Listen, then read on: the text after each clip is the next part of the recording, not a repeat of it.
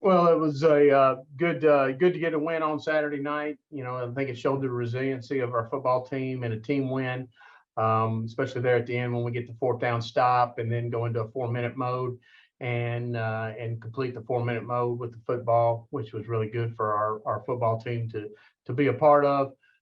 Southern Utah came in here and did some things that were really good on offense and posed some problems to our defense, and we've got to get that fixed. And offensively, we got to just continue to work on our consistency and our drives. But, first 4 drives, we had 3 touchdowns. So really pleased with how our offense performed there. Special teams were solid. We've got to get better and continue to get better in our coverage units. But really pleased with where we're at and going into this open week. It's much needed. Get some rest, work with some young guys, start getting them better, get a jump on Sam Houston State. Is going to be a great opponent coming into Roy Kidd Stadium, and looking forward to that. So with that, I'll open it up for any questions, and thanks for everybody being here. Just wondering what you like about how your football team's playing right now, and also I was hoping you could give an update on Matt Jackson. I haven't been in here every week, so I don't know the deal with him specifically. I just know that he wasn't playing on Saturday, and so I know how much of a presence he is to you. Yeah, Matt had a upper body injury that kept him out of the game from the Austin P game. Should be back at practice today, my understanding, and will be full go by the end of the week, and then ready to go for next week. Matt brings a lot of energy and juice to our football team. Period. I think you see that on the sideline Saturday night as he was running around trying to get everybody excited and having a good time. But also, I think, with that, he's a playmaker. He does great things on our defense and makes plays for us at that second level, and which in turn is first level, second level, and third level in the position he plays. And so really excited to get him back. No disrespect to the guys that were playing there. Matt's played it for 3 years and been heavily involved, or this is his 3rd year, and been heavily involved and making great plays for us. So looking forward to that. Trying to remember. I like where we're sitting. I wish we could have had that one a couple weeks ago, but and be sitting here 4-1. But what I like about our football team is we're fighting through victories. We're fighting through adversity. We've been challenged. We've played a very challenging schedule. I think we're road tested. I think we're tested in a lot of different areas. Where I hope we can improve this week is in our just understanding everything that we have to do to be successful and to cut out some of the silly mistakes that we're making that cost us and keep people, keep us from staying on the field and keep us from getting off the field. And those are things that we're really going to take a look at and take a look at the personnel, but also take a look at what we're doing and how we're doing it, and to make sure that these guys understand where they're supposed to be, when they're supposed to be, and how they're supposed to be. And I think that's the most important thing we have to understand as we move forward, because our schedule doesn't get any easier. Coach, first, I've got a few questions for you. First of all, can you give us an update on Dak? I saw the tweet that he put out yesterday morning, so I know it wasn't the news that you all wanted to hear. Can you just talk about him, what kind of kid he is, and how tough of an injury this is for him? Well, I mean, Dak obviously is he's torn his ACL, and that's all. So that's a good thing. But it does take him out of the season for us, and so he'll be having surgery next week, and start the road to recovery. There's nothing his day as a Colonel on the field are over, but he'll always be a Colonel. He'll be on the sidelines. He'll be at practice. He'll be at everything. His leadership probably is the most important thing. His fire, his intensity, his competitive edge, all those things he brings to our offense, but he also brings to our team is very, very important. Obviously his production, his playmaking ability, those type of things are, I think everybody can see and realize what we're going to miss there. But we've got guys that'll step in, and Joseph Sewell will come in and do a good job, and Reese Atkins will come in and do a good job. I know both of them two have been playing already. Malik Owens should be on the mend and coming back. So we'll have to do it by committee more so as we move forward. But I think feel really solid about those 3 guys. Dak's such just a, I saw him this morning. He's just such a good person and such a good player that you hate that, a non-contact injury happens, and it's just the way he came down. And, unfortunately, that's the diagnosis. So we'll move forward and we'll support him 100%. There was a play, I believe, in the second quarter where they called an offensive pass interference on Southern Utah, and then they waved the flag off. And I know the explanation that you got was not what you wanted to hear, but can you talk about that, what they told you, and talk about the pleasantries you and the official maybe shared about after the I mean, and the officials are doing their job. And, I go off on them sometimes, and that's some of that's my ignorance, and some of that's, passion and just, belief in what's going on. They said it was behind the line, which it was. It appears that it was. But the biggest thing problem I have with that is you can't block somebody like that in any other situation. So why is that still legal to block like that? Yeah. You cannot come down the line and blindside hit somebody like that. The rest of it I can deal with. Okay, it was behind the line, so I get all that.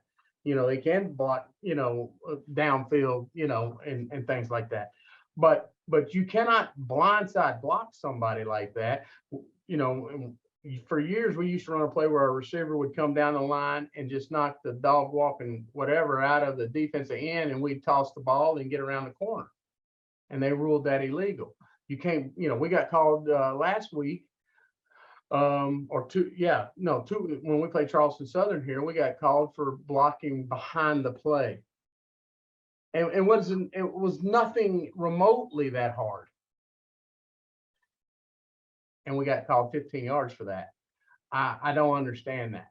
I think that's a error in our officiating. I think that's an error in how we do things.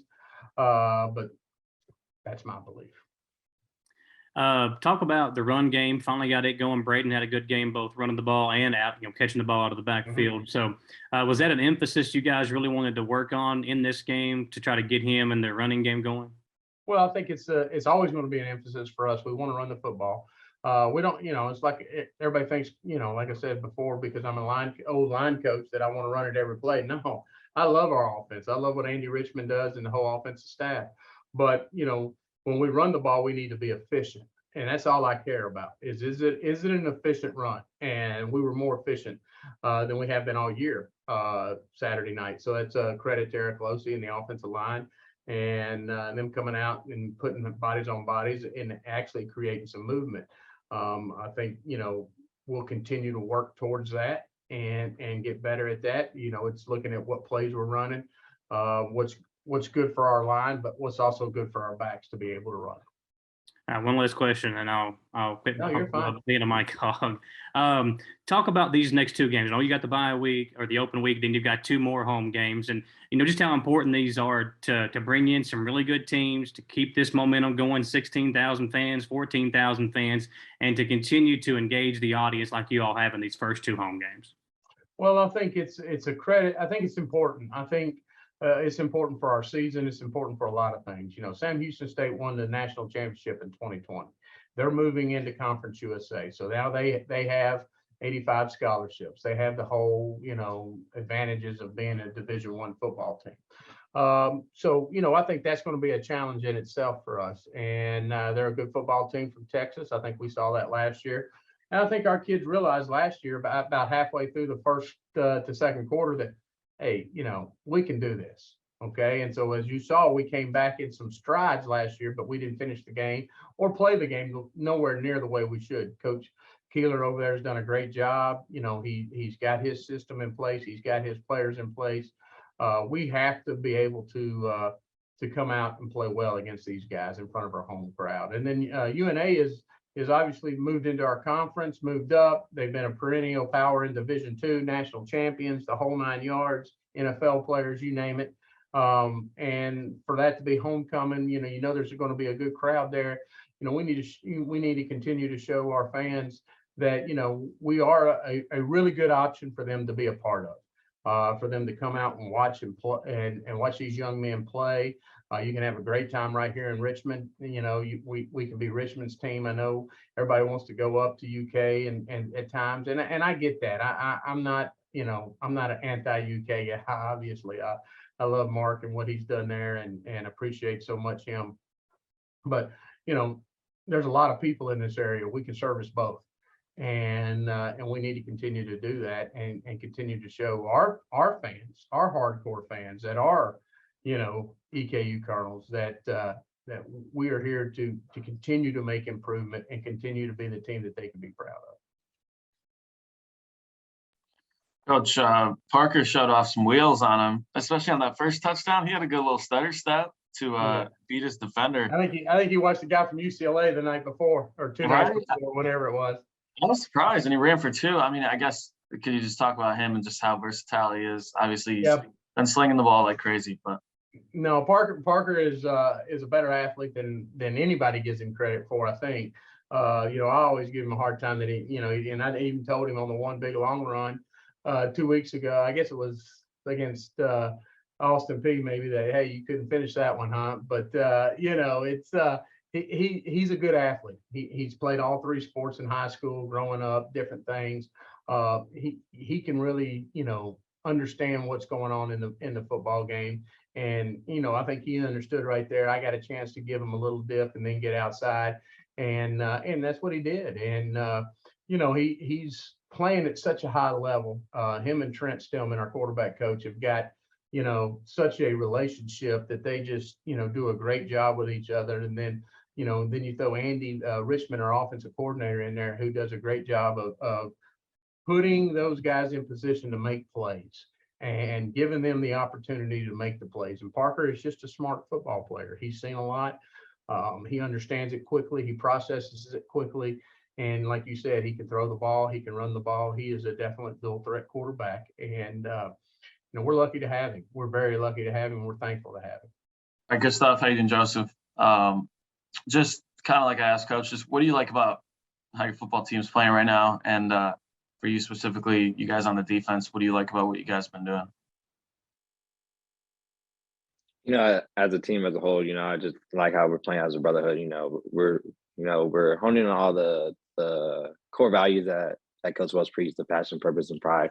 Loving and serving. Playing at a high level. So that's what I love about our team. But on our defensive side, I love how when Matt went down. We have young players stepping up. Competing. Doing the job as the coach Zack. So honing on just the core values that we have. Our defense. We're improving each week, and we're going to look at the film from weeks 1 through 5, and hopefully come back victorious on Sam Houston in 2 weeks.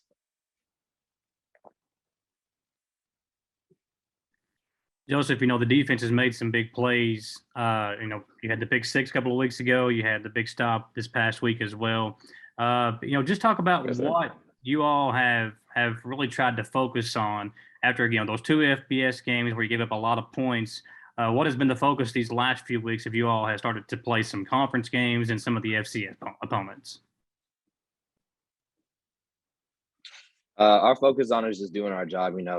We're giving up a lot of points because some players we try to do each other's job and not having just trust, but we try to hone in on trusting each of our teammates. Having making sure everybody's going to do their own job, and if all 11 of us do our own job, we're gonna be okay. So that's what we've been practicing on and focused on last couple of weeks. Seeing some of the guys that, are normally leaders for you all, like Matt Jackson, some of these guys go down like Dak Allen. How hard is that to see guys that you played with, suffer injuries, especially for Dak, the season coming to an end, and try to help them stay positive? Yeah, it is an unfortunate situation. And, I think about the time when I got injured in April, how, it was a long treatment process, long recovery. There's some days you up, there's some days you down, but I talk to them, I tell them each time, it's a daily process. You can't rush it. You got to have faith in God. So, I tell them boys that, and I hope they, they prosper and they come back as quick as possible. So.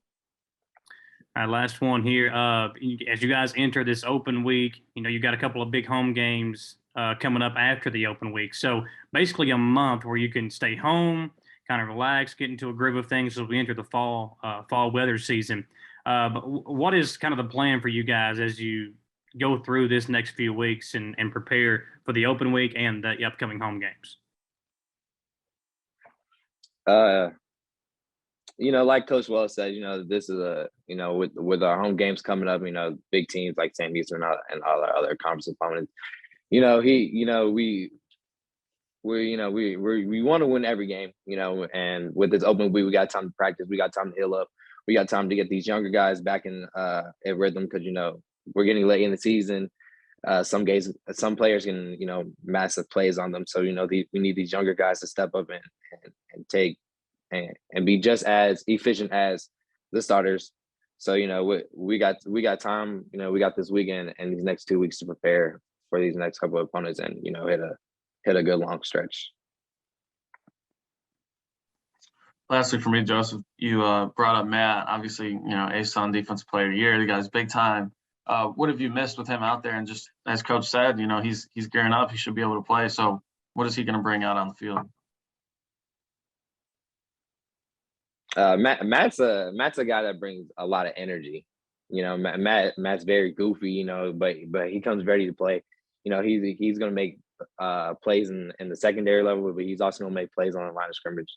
He comes with massive effort, massive hustle in his game, and playing with him since I came in as a colonel in 2018.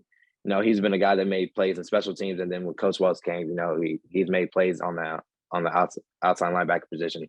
So he's just a guy that brings a lot of passion, brings a lot of love to the game. I love playing alongside him. So Matt, just for the offense, what do you like about what you guys have been doing and blocking for Parker? He's got some wheels on him, as we were talking about earlier. So how has Parker just kind of taken his game to another level as well? For Parker, I mean, he's just really consistent. Like every day he comes ready to work, and like he's a leader out there on the field. Like as a team, like we all trust in Parker, and like just the way he goes about things on a daily basis. He's just a leader out there, and that's what we need out there at quarterback. So Zach, you guys were able to get the ground game going. Obviously, Parker's been able to have some big games, but this past week, Braden had a couple of good runs. Keandre had a couple of nice plays as well. So talk about what the focus has been. We've been talking to Colbert and some of the other guys on the offensive line. But what has the focus been amongst you guys to try to help get this ground game going? just being consistent, because like we have to, like, for me at center, it starts with the right calls and the right decks at Mike and all that, and just making sure everyone's on the same page, 5-man, 1 mind mindset. But like we just try to go week by week and day by day, like working on our craft. This was what we really need to do. We just got to keep improving day by day. Since you got the Fisherman thing there in the background of you, who's the best fisherman on the team? Well, I was going to say Jake Sloan, but he's not on the team anymore. I'd have to say myself, to be honest, but. There you go. There you go. What's the biggest fish you've ever caught? Like right under 5 pounds. I mean, there ain't nothing big here in Kentucky, though. So. It's fishing weather now, right? You're starting to get cold, and the fish are gonna be biting more. Yeah, a little bit busy right now though with football. That's true. That's true. Rickson, you need to get a lake on campus these guys can go fishing on. Yeah, I need to get a team boat. Thanks, Bro. Enjoy that open week. Yeah, did you hear about that story? Those guys got caught weighing fishes. I saw that on TikTok. Yeah. Yeah, with like the weights inside the fish. Yeah. Unreal. That's something else to do, man. And then just one more for me, Zach. Just the offense in general. You guys been putting up points, I guess, and obviously that starts with Parker slinging the ball, but everyone is pitching in. You guys are blocking and everything. I guess just what do you like about what the offense has been doing to be able to put these points on the board? Yeah, I mean, obviously we didn't have a couple weeks ago. We didn't have the best running or rushing yards and stuff like that. So we really focused on the week, like focusing on like our mics and all that, and make sure everyone's on the same page and like just really hustling and like, you know, every day, day by day, just working on our craft to get better. But I feel like this past week we really put it together.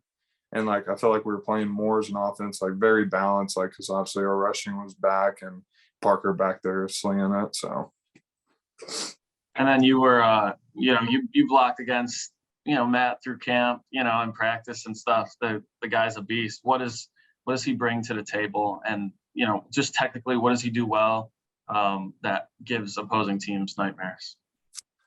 I'll tell you what, Matt's a very good linebacker. Like, I mean, he's one of the hardest ones I've ever had to block in my career. And he just gives our defense like that leadership role, and it gives them that spark that they need.